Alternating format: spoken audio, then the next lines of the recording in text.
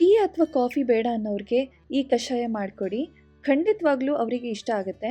ಇದು ಆರೋಗ್ಯಕ್ಕೂ ತುಂಬ ಒಳ್ಳೆಯದು, ಅಷ್ಟೇ ಟೇಸ್ಟಿ ಕೂಡ ಇರುತ್ತೆ.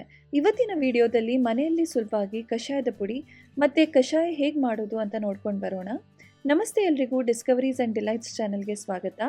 ಕಷಾಯದ ಪುಡಿ ಮಾಡಲಿಕ್ಕೆ ಮೊದಲಿಗೆ 1/4 ಕಪ್ ಸೋಂಪು, 1 ಕಪ್ ಕೊತ್ತಂಬರಿ, 4 ರಿಂದ 5 ಏಲಕ್ಕಿ, ಅರ್ಧ ಚಮಚ ಮೆಂತೆಕಾಳು, 4 ರಿಂದ 5 ಲವಂಗ, 1 ಇಂಚ್ ಹಸಿ ಶುಂಠಿ, 1 ಇಂಚು ಜ್ಯೇಷ್ಠ ಮದ್ದು, ಅರ್ಧ ಕಪ್ ಜೀರಿಗೆ, 8 ರಿಂದ 10 ಕಾಳು ಮೆಣಸನ್ನು ತೆಗೆದಿಟ್ಕೊಳ್ಳಿ.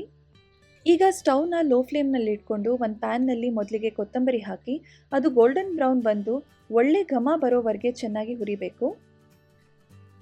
ಅದಾದಮೇಲೆ ಜೀರಿಗೆನೂ ಅಷ್ಟೇ ಚೆನ್ನಾಗಿ ಫ್ರೈ ಮಾಡ್ಕೊಳ್ಳಿ. ಈಗ ಸೋಂಪು ಹಾಕ್ತಾ ಇದ್ದೀನಿ, ಇದು ಕೂಡ ಒಳ್ಳೆ ಘಮ ಬರ್ತಾ ಇದೆ. ಇವಾಗ ಉಳಿದ ಪದಾರ್ಥಗಳಾದ ಏಲಕ್ಕಿ, ಲವಂಗ, ಕಾಳುಮೆಣಸು, ಜಜ್ಜಿ ಇಟ್ಕೊಂಡಿರೋ ಜ್ಯೇಷ್ಠ ಮದ್ದು ಮತ್ತು ಒಣಶುಂಠಿ, ಮೆಂತ್ಯಕಾಳು ಇವಿಷ್ಟನ್ನು ಹಾಕಿ ಗರಿ ಗರಿ ಆಗುವಂತೆ ಹುರಿಬೇಕು. ಇದು ಈಗ ಚೆನ್ನಾಗಿ ಫ್ರೈ ಆಗಿದೆ. ಕಂಪ್ಲೀಟಾಗಿ ತಣ್ಣಗಾದ ಮೇಲೆ ಇದನ್ನು ಮಿಕ್ಸರ್ ಜಾರ್ಗೆ ಟ್ರಾನ್ಸ್ಫರ್ ಮಾಡ್ಕೊಳ್ತಾ ಇದ್ದೀನಿ. ಇದಕ್ಕೆ ಅರ್ಧ ಚಮಚ ಅರಿಶಿಣದ ಪುಡಿ ಸೇರಿಸಿ ನುಣ್ಣಗೆ ಪೌಡರ್ ಮಾಡ್ಕೊಂಡು ಬರೋಣ. ನೋಡಿ, ಪುಡಿ ಈ ಥರ ನುಣ್ಣಗಿರಬೇಕು. ಈಗ ಕಷಾಯದ ಪುಡಿ ರೆಡಿ ಆಯಿತು. ಈಗ ಕಷಾಯ ಹೇಗೆ ಮಾಡೋದು ಅಂತ ನೋಡೋಣ. ಒಂದು ಪಾತ್ರೆಗೆ 1 ಗ್ಲಾಸ್ ನೀರು ಹಾಕಿ ಅದಕ್ಕೆ 1 ಚಮಚ ಕಷಾಯದ ಪುಡಿ ಮತ್ತು ನಿಮ್ಮ ಸಿಹಿಗೆ ತಕ್ಕಷ್ಟು ಬೆಲ್ಲ ಸೇರಿಸಿ ಚೆನ್ನಾಗಿ ಕುದಿಸ್ಬೇಕು.